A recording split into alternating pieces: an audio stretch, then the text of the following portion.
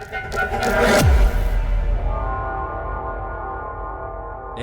News. السلام عليكم ورحمة الله تعالى وبركاته. إخوان، شوفوا معنا هاد الجزائري شنو غيقول على فيصل القاسم. صراحة رغم التعصب ديالو وداكشي صراحة مهم، عجبتني الطريقة ديالو. خليكم مع الفيديو.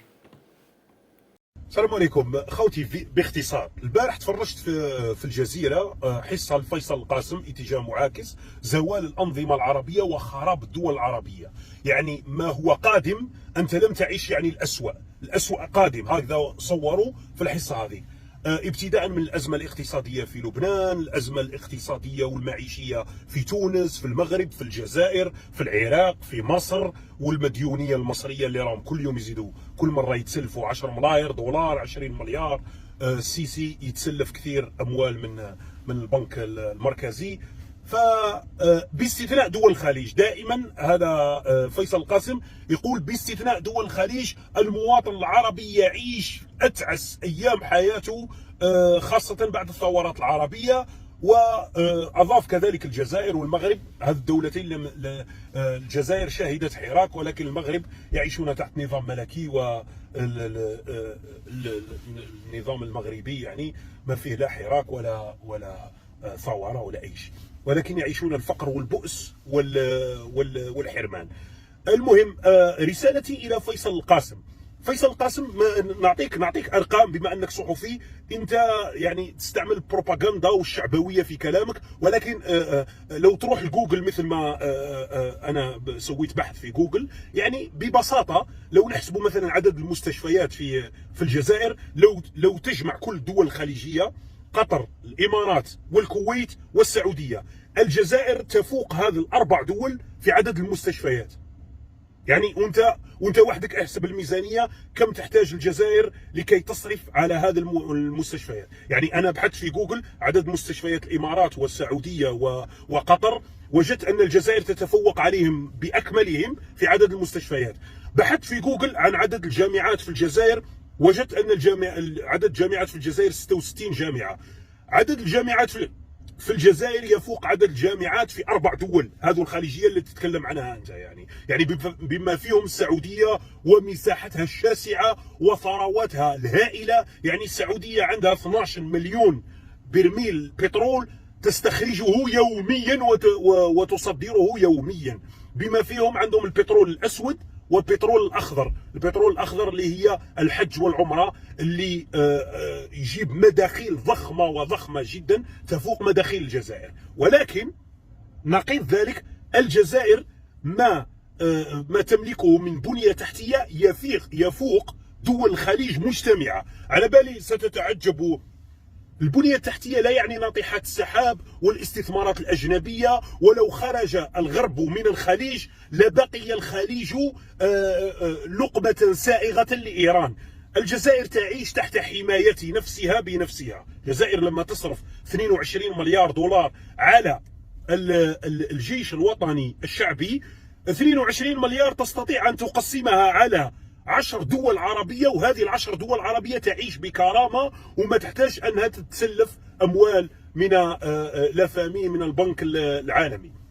الجزائر فيها عدد من المدارس، أنا درت بحث في جوجل، عدد مدارس الابتدائية والإكمالية والثانوية 25,800، يعني قرابة 26,000. لو تجمع كل دول الخليج ما فيهمش عدد المؤسسات التربوية الموجودة في الجزائر. يعني الجزائر لو كان عندها أموال، لو مثل ما قلت أنت وضيفك أنه الجزائر تبيع البترول والغاز مجانا إلى أوروبا، لأنها النظام الجزائري يحكم تحت الوصاية الفرنسية ويعطي ثرواته مجانا، فبالله عليك كيف تسير هذه المؤسسات التي ذكرتها لك؟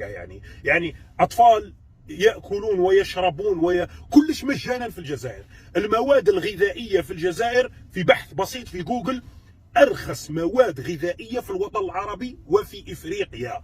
الجزائر يعيش بمواد الغذائية الجزائرية 10 دول: موريتانيا، مالي، النيجر، المغرب، تونس، ليبيا، السنغال وحتى بوركينا فاسو ونيجيريا، ونزل تحت الى افريقيا. المواد الغذائيه توكل افريقيا باكملها، يعني المواد الغذائيه الجزائريه عن طريق التهريب، البنزين والغاز، البنزين والمازوت ومشتقاته عن طريق التهريب.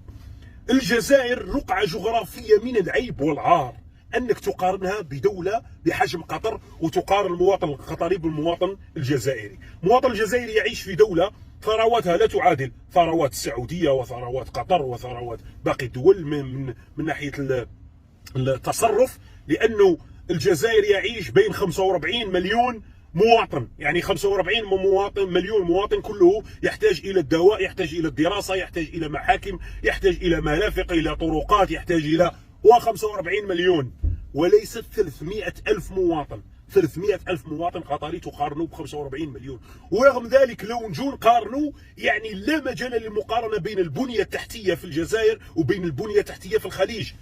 نقول لك البنيه التحتيه معناه طرقات، مستشفيات، جامعات، مدارس، محاكم، حتى السجون، حتى الجيوش، الشرطه، الدارك، شرطه الحدود، الطائرات، التعداد، هذه كلها تخدم.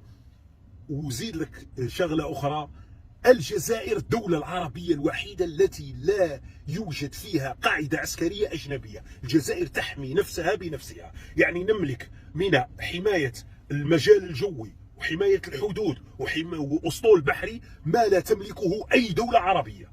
أي دولة عربية، بما فيهم السعودية، وبما فيهم السعودية التي يعني تحت الحماية الأمريكية، و مصر اقوى دوله، اقوى جيش، يعني يملك قواعد امريكيه وعن قريب قواعد روسيه لخلق توازن بين روسيا وامريكا في المنطقه، والقواعد الاسرائيليه في سيناء. يعني الجزائر لما تتكلم انها بروباغندا وشعبويه في كلامك، تقول بانه تمد الغاز والبترول مجانا. اسأل نفسك، هذه المؤسسات وهذه الدولة اللي هي بحجم قارة ومن أكبر الدول في العالم وأكبر دولة عربية وإفريقية، كيف تسير؟ وهذه الميزانيات الضخمة لهذه المؤسسات اللي ذكرتهم لك، اللي يفوق عددها عدد دول الخليج مجتمعة، لن تبني مثلها. بماذا تسير؟ بماذا تسير يعني؟ هل بمرتبك اللي تعطيه لك قطر؟ آخر حاجة نقولها لك، لو الغرب يتخلى عن حماية الخليج، سيصبح المواطن القطري يعيش لاجئ في الجزائر. سيأتي المواطن القطري ليعيش لاجئ في الجزائر، لأن الدول ولا حسد، والله نحب إخواننا العرب، والله يدوم عليكم الأمن والأمان، ولكن يعني أعلم بأنه من حرضك للكلام عن الجزائر فقط لشيء، لأنه الحاكم العربي يخاف المحاسبة. وأول دولة عربية يدخل فيها 100 مسؤول سامي، أقول مسؤول سامي، بين وزير ومدير ديوان ومدير رئاسي وأخو رئيس جمهورية و30 جنرال إلى السجن بتهم فساد، وهذه لا توجد في أي دولة عربية. ولا يوجد في الجزائر أي عالم في السجن، وفي كثير من الدول العربية علماء مرميين في السجون. لا يوجد عالم واحد في الجزائر مرمي في السجن. ونقيض ذلك يوجد قرابة 150 مسؤول مرمي في السجن، وهذا نقيض كل الدول العربية. يعني الدول العربية العكس، العلماء في السجون والفاسدين في السلطة.